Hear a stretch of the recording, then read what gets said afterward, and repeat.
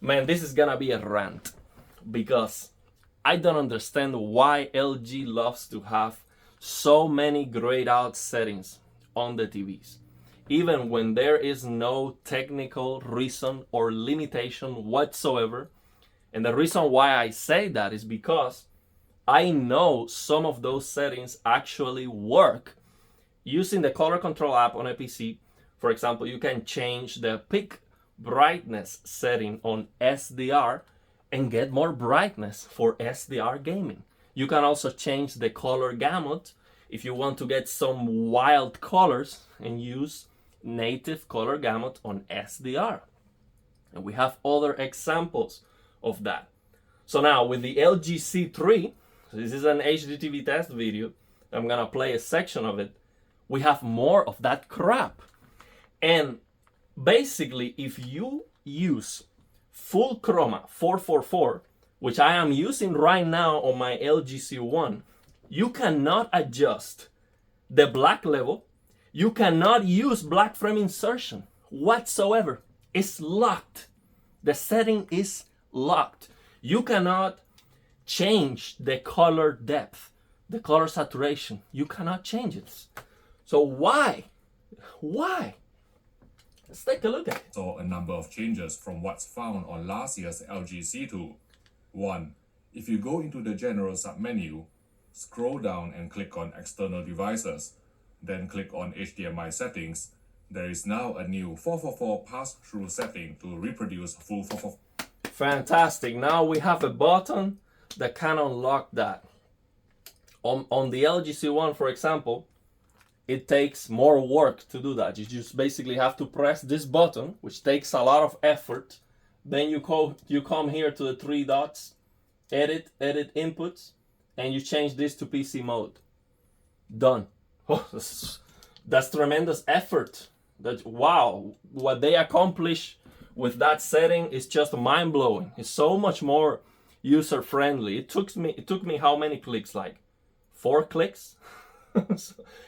I think if we count the amount of steps, actually let's count the amount of steps we have to use that. So let's go back. See how many times we have to press.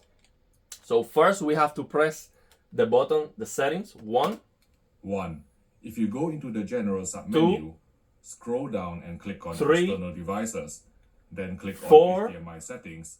There is now 5 clicks.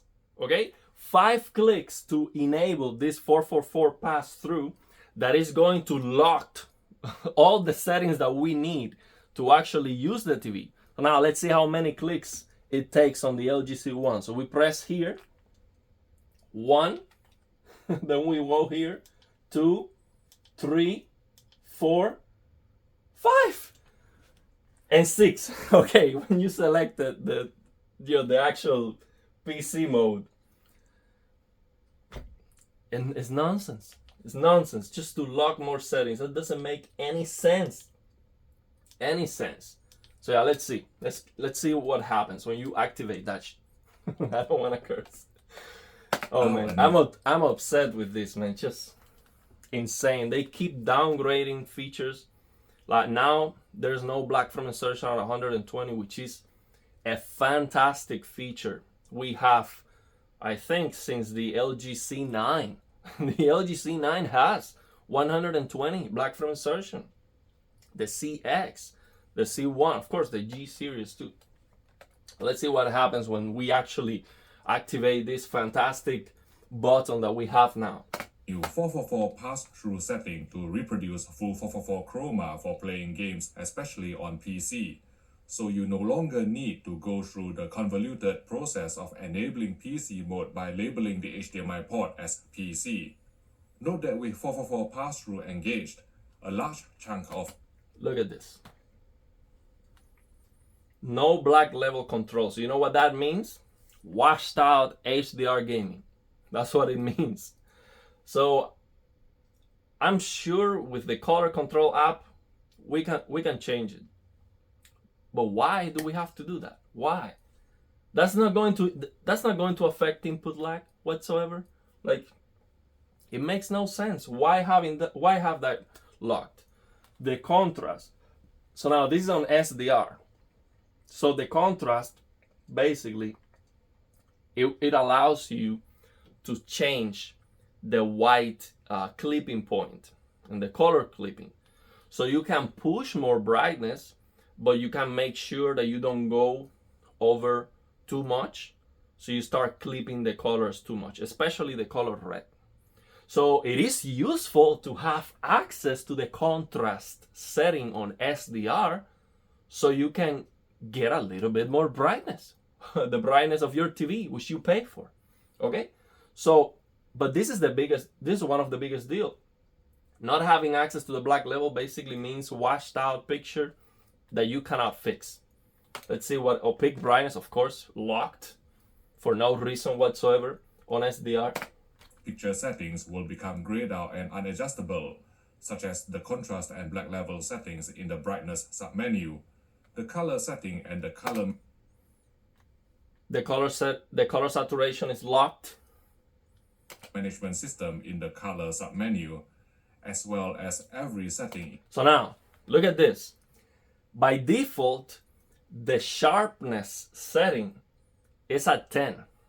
So I hope that this is not even working, but in my experience, even when you see the setting grayed out, it's actually working. Because, when I use the color control app and I change the color gamut, for example, it's grayed out, but I change it to native color gamut. It is going to say native and it is working even when it looks grayed out.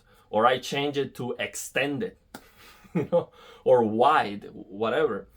You see that the change happens and actually it's working. So now, if this is the default and you cannot change it, you basically have this sharpness, which is not desirable. You want that sharpness to be at 0, not at 10. So I hope that what you're gonna do is basically turn off that 444, come back here to the adjust sharpness, turn it down to 0, and then when you turn on 444, then this is gonna stay on 0. That's most likely what's gonna happen. But why? And now, but this is what really have me so upset. This part right here. Noise reduction and true motion in the clarity submenu. Look at this. Black frame insertion locked. You cannot even use it. Not only they are not supporting black frame insertion at 100 or 120 anymore, you cannot even use the 60 black frame insertion when you have that 444 chroma on. And to make it clear, using PC mode on this LG C1 is allowing 444 pass through. Okay? And maybe if you don't use this crappy button that locks all the settings, maybe if you just use PC mode, maybe this is gonna be available. But why? Why would they lock the settings if you use it here and not lock the settings if you use it just by using PC mode? Why would they do that? It doesn't make any sense. But yeah, basically, you cannot even use black frame insertion. And you might think, man, you're making a big deal about this. Nobody can tell the difference between full chroma 444 or 422 or 420 or whatever. And that's true. You cannot tell the difference. I mean, you need to have side-by-side pictures, or unless you cannot tell the difference. And the difference are very minimal. Like some near black detail that is more visible with full 444 chroma, and when you have 420, you might have a difference on the whites. Basically, the highlights might look a little bit brighter, something like that, but with a little bit less detail, something like that. I watched a video of Gaming Tech. He does very good side-by-side pictures, and he made a video about that was very good, that showed the difference. So it is not really something you can easily tell, but we want the maximum quality, the maximum picture quality, because we're paying for it. Okay, so when you pay, you want to get the full experience. You don't want to have lock settings that you cannot use to get the picture that you want. You want 444 if you are using a PC with a $2,000 graphics card, okay? So you spend like $1,500 on your TV, $2,000 on the graphics card, plus $2,000 more for the rest of the PC. So all that money, you want to get the full out of that money. So every single detail matters. And this is just crap. This is absolute crap. And the other thing that have me concerned about the G3 especially, but I'm not sure about this C3, is the way the screen looks. The way the screen looks when it is like black, okay? If the screen is, if the blacks are going to look lifted when you have any light on the room, and I think they will. For sure on the G3, the screen is not going to look nicely black like all the rest of the C2, G2, C1, CX, C9. I mean, all the TVs before, it seems like they removed the polarizer to get more brightness, or I'm not sure if it's the MLA or whatever they did to get more brightness. I think they messed up the perfect blacks and that glossy perfect black finish. I think that they messed that up big time. So I'm definitely going to go to the store and take some videos and give you my impressions, because if they messed up the best of having an OLED, which is having perfect blacks, if you mess that up, like, that's crap, man. Why would you do that? The reason why you get an OLED is to get that perfect infinite contrast. So why would you affect that? To get more nits, to sell more TVs because people don't know? That's maybe why. So yeah. Oh man, I'm upset.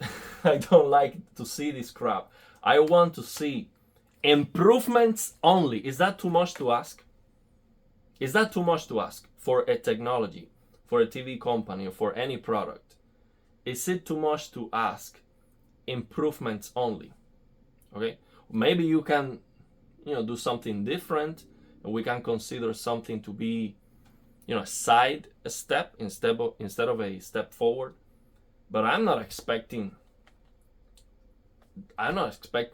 them to remove black frame insertion on 120 and to start locking more settings. I'm not expecting that. Why? Why would you do that? So yeah, let me know your thoughts and opinions, and if you have any questions. And of course, link in the description of the video. And of course, shout out to HDTV Test. I mean, he has a lot of subscribers, but I have to do it, of course. And I watch his content. I appreciate his accuracy. So yeah, let me know if you have any questions.